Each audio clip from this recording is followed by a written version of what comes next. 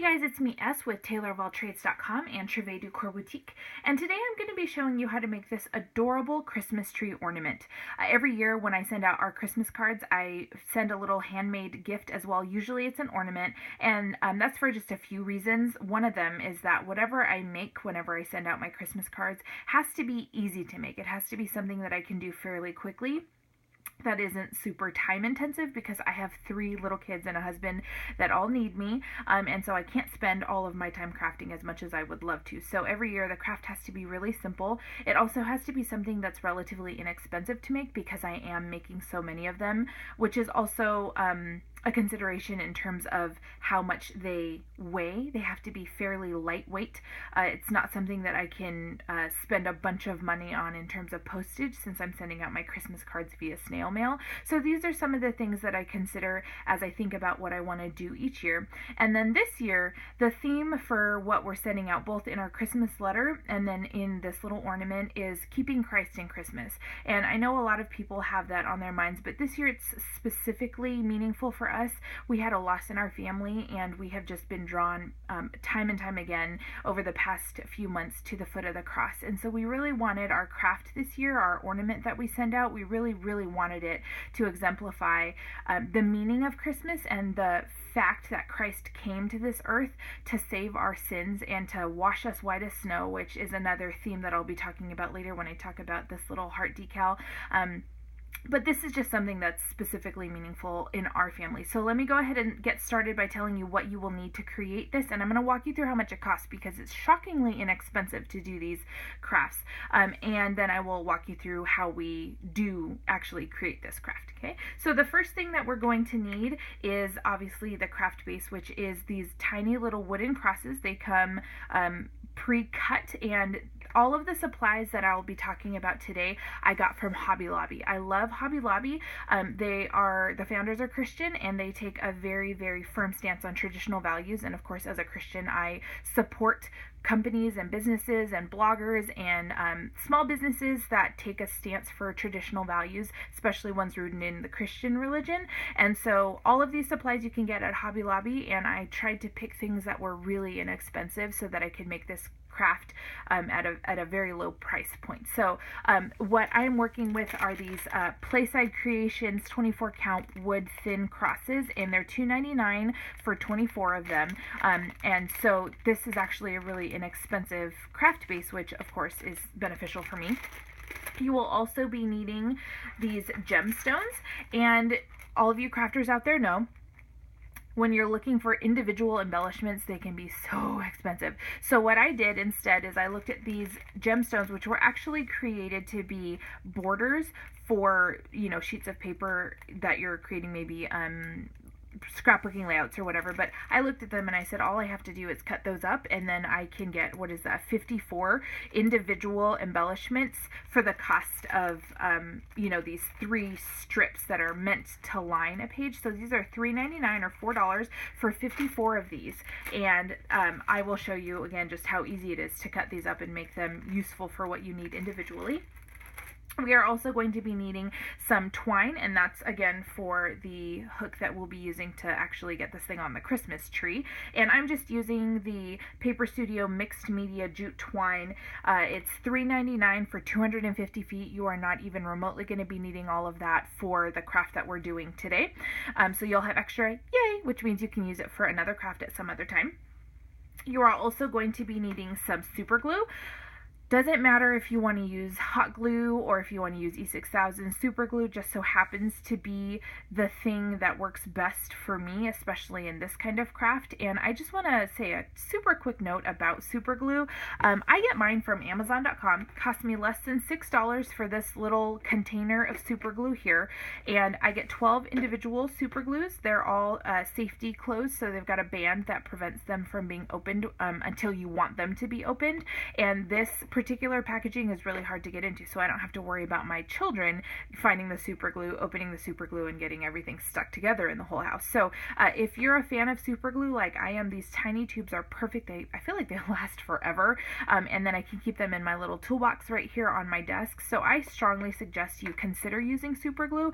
I am making a ton of these, and so I need the glue to dry fast. I love E6000, don't get me wrong, but it takes forever to dry, and so I needed something that would do the drying process a little bit more quickly, so that's why I'm using super glue for this.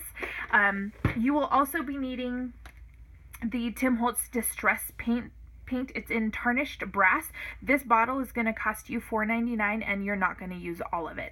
So this is just a really great product. You can use it on many different types of media, and this is the thing that we'll be using today to give our crosses that sort of grainy, gritty, brassy look. And I'll tell you the effect that we're doing to get it to look a little bit more sort of in the old-fashioned look, as opposed to maybe something that's cleaner and less stippled. We'll talk about that, in fact, right now. The other thing you're going to be needing is a stippling brush, and I got this from Hobby Lobby, like I said, and it was $3.49 for a 2-pack. There's a larger and a smaller of these stipple brushes, and the most important thing that you need to know is that even if you don't get this Sukaniko set, you just need a firm brush, something that isn't soft. And I just got old dust from the craft that I've been doing from my brush all over the place, but you just need a firm brush, something that is going to be able to give this very textured feel and textured look to the craft. That's if you want this look. If you want to paint it completely, that's totally fine, but the reason why I am doing my method the way that I am doing it is because by stippling, which is working at this very in a choppy type of way, I can actually get away with not painting in these sides right here, which would take me forever. I'm doing about 100 of these. It would take me forever to get into every nook and cranny, and I didn't want to have to deal with all that drama. So using the stippling paintbrush and then the stipple method, I am going to be able to get away with not painting all of these sides here, and it looks just fine. So that's another thing you will need. Obviously, we will need a pair of scissors to cut our gemstones into individual embellishments. We're also going to be needing something to put the paint in. So these are from my bathroom. They're used when people have to brush their teeth or get a drink of water in the bathroom. I think I get 100 of these at the dollar store, Dollar General, for like $1. So not expensive at all. This is what I'll be using. I mean, by all means, get yourself a little paint tray, but I do not think it's necessary even remotely. The last thing of the required supplies that you will need is some sort of paper punch, and this is one of those supplies, you know, that you pick up when you very first start crafting at like a yard sale, and it's maybe 10 cents or 25 cents, and you don't know who makes it, and you wish you could tell people where to get it. You have no idea. That's one of those supplies. I just went through my box of punches, and I did a few different I tried out a few different punches, and this is the one that worked best. So I looked at it, I said, oh, the size is perfect, and the idea or the message that is sent by this particular image of a heart. Of course, we're keeping Christ in Christmas. That's the whole goal this year. And the heart of Christ was to send his only begotten son to come down here, save us from our sins. And by being born, he made it possible for us to have a relationship with Christ, even though our sin made it impossible. And so that was not only the reason why I chose this punch, but also the reason why I chose this color for the back. Not only did it go along really well with the whole image that this particular ornament is carrying, but it also symbolically is reminding everyone of just what salvation does. It removes our sin and it makes us white as snow, whereas before we were totally offensive to the Lord. And so this is just something that thematically I wanted to keep the same. And if you're wondering what paper that is, yes, it is gorgeous paper. Let me tell you really quickly, I am using, give me just 1 second to grab this stack. A stack of paper that I've had forever. This is the DCWV glitter cardstock stack. It's got 30 sheets in it, and I use this every once in a while. Obviously, these gorgeous colors. I chose the white to go along with the theme that we're working with, and then I just, am using my punch as I need, as I see fit. So it's that gorgeous, gorgeous glitter paper. Let me see if I can get it. Just, isn't that gorgeous? Can you see all that glitter? It's wonderful. This cardstock is heavy duty, so it's going to stand up to the process that we're going to be using it for. So let me just walk you through super quickly a list of prices. I actually wrote them down to make it easier. Okay, this craft is not going to cost you much at all. Okay, the distress paint is $5. I purchased enough for 96 wood crosses, and then I actually found a few more in my supply, my crafting room. I found some more wood crosses, which is great in case I need more, but at 96 wood crosses, it's only going to cost you $12. The twine is $4. The 2 brush set is $4, and then I did have to get 2 packages of gemstones. They're 4 each, so that's 8 total. This craft is going to run you $33, and you're going to be able to send it out to about 100 people. So that is a fantastic price point for everything that we need, especially considering how lightweight this is. Now, if you wanted to use just a couple more supplies that might be beneficial for you, if you don't already have them, I will tell you my suggested supplies. You don't need them by any means, but this is just something maybe to keep a thought on. The first one is, I happen to be in the little years, which means I have little tiny children. My oldest is 4 and my youngest is 10 months old. So we use baby wipes all the time, but you're going to see that these baby wipes get the surface clean when you're using this paint. When it's wet, it comes off perfectly with baby wipes. So I suggest baby wipes. I also suggest possibly considering using maybe some nitrile gloves. These are latex free for those of you who might be allergic to latex. I use them when I'm cooking, when I'm cleaning, when I'm dealing with icky things. We live in an area where we have to take our trash to the dump, so on those days I use these. They're just all over my house. I use these for everything. I buy them on Amazon or I get them at Costco, but I absolutely love these things. Since we're working with paint and super glue, this might be something you'd want to use. You don't have to, but I suggest considering it. Another thing that you may consider using is these little treat bags. I got these again from Hobby Lobby, $1.99 for 50 of them, and the reason why we will use them is because once we're done making our ornament, you can stick these in this little goodie bag or this little treat bag and put it when you're assembling your cards and putting them together, especially if you're doing something like a photo card. This embellishment here is raised, and so I wouldn't want anything to get ruined, and so you may consider a treat bag to protect not only the ornament itself but also whatever it's being sent along with. So that's something I strongly suggest you consider possibly using. And the last thing is, I do suggest you buy this alcohol blending solution. I believe it's $5. Again, at Hobby Lobby, it's the Tim Holtz alcohol blending solution. It actually is in the same exact section that you'll be getting your distress paint from. The thing about this distress paint is that it's super easy to get off of things when it's wet. When it's dry, it becomes a little bit more of an issue, and so having this alcohol blending solution will help you get that paint off of surfaces that you didn't intend to get them on, and also to clean your brush. So I suggest you get this. You by no means have to. And then finally, all crafters know this, I do strongly suggest having a craft mat on top of whatever surface you are doing this craft on, because again, we're working with paint and super glue today. So let's go ahead and get started. Obviously, the very first thing that we will need is our craft base, which is this little cross, this little wooden cross. We are going to need our cup so that we can put the paint in. Grab our paintbrush handy, okay? And you will see how little of this paint we actually need for each of the crosses. So I'm going to dab in, I'll do 4 dabs now. I don't even think we're going to be needing all of that. So 1, 2, 3, and 4, okay? This is just to show you how inexpensively you can actually do this craft. So you're going to want to kind of go in there and get your brush covered, okay? Brush covered there. And then all you have to do is stipple this cross. Now, I am not trying to get this completely covered in paint. That's not the look that I am going for, okay? If you would prefer to, totally fine. You can do it any way you'd like to, but I like this rustic look. So I'm just going along here and I'm going to stipple with my brush so that it has a real grainy effect to it. Okay. And then this paint, one of the reasons that I also love this paint is because it dries so quickly. So we are done with that, okay? And now you can just set that aside and wait for it to dry. And you would do the same exact thing on the other side. And I'm actually going to grab another one just to show you, if you were doing both sides of one cross, that 4 drops that we used would be plenty.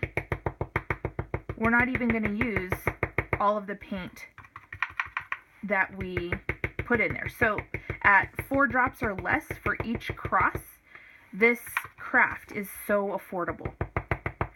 So I'll just go ahead and show you. That would be, we're pretending this was the other side of the same cross that we started with, even though it's not, and that's just because obviously it was wet. Okay. And just so you know, okay, I'm not going to do it right now because it would be I would have to use a lot of strength. But you can actually get more paint out of this brush the harder you press, if you don't want to be using more paint. So there's still some paint in there, as you can see. Okay. There's also paint in this brush that we've been using, so the harder you press, the more paint comes out. And that's just to show you, like I said, you don't need very much paint at all for this craft. So here are the crosses. I'm going to set those to a side to dry. Okay. And like I said, this paint is so easy to clean up when it's wet. Okay. And now my craft surface is completely clean, and I can go ahead and grab one of the crosses that have already dried just to make this process a little bit easier. And we'll go ahead and start with the front. So I'm just going to grab my strip of embellishments here, and you're just going to cut across like that. Okay, and cut down the middle. And then that's how you are creating these individual embellishments, which I'm sure we've all tried before. Okay, and I am choosing to use just a dab of super glue on the front here. Well, I'll also use it on the back, but I'm choosing to use a dab of super glue. Even though these gemstones are self-adhesive, I am choosing to do the super glue because I'm just assuming everyone does Christmas ornaments the same way I do, and once we're done having them on the tree, we wrap them up and put them away for next year. So I want this craft to be able to last quite a long time, and I don't want the embellishment falling off. So that's why I am reinforcing it with a dab of super glue on the front there. So you just press it for just a second. Okay, these can be set off to the side for the next one. And now your front is completely done. Super simple. Okay. So let's work on the back. We're just going to get our twine here. And for each of these crafts, we're going to be using about 6 inches of twine. A little longer and it might not look right, shorter and it won't work around the tree. So we're going to be using about 6 inches here. And twine has a mind of its own, as you all know. So what I'm going to do here is try to make it behave if I possibly can. Okay? What I want to do is have my heart handy because we're going to work fairly quickly with this twine. So all you do is stick some super glue down right there, okay? Get this twine, hopefully it behaves. Stick it there without getting it on your finger if you can. Stick some more super glue down. Grab your heart, okay? And the key here is you want to make sure that your heart is stationed in a way that it's not going to be seen from the front. Okay, so give it a little bit of a press. I'm going to use 2 fingers, in fact. Okay, and as you're doing that, kind of make the twine work for you, because once the super glue dries, there is no more rearranging. Okay, that is one of the drawbacks of using permanent adhesive, is that you cannot rearrange. Once it's done, it's done. And that's actually perfect. Okay, and now, as you can see, barely maybe popping out of the back there is the heart, but you can't really tell. So here's the front, and here's the back. And your craft is completely done. Isn't that gorgeous? Simple, inexpensive, lightweight, meaningful. I just love this craft. I made one for our Christmas tree, and my 4-year-old just about flipped out with joy. She absolutely loves this. So I hope you enjoyed this tutorial. I hope you're able to use some of the tips and tricks that I shared today. Have a Merry Christmas. Do remember to keep Christ in Christmas, and I will see you in my next tutorial. Thanks. Bye!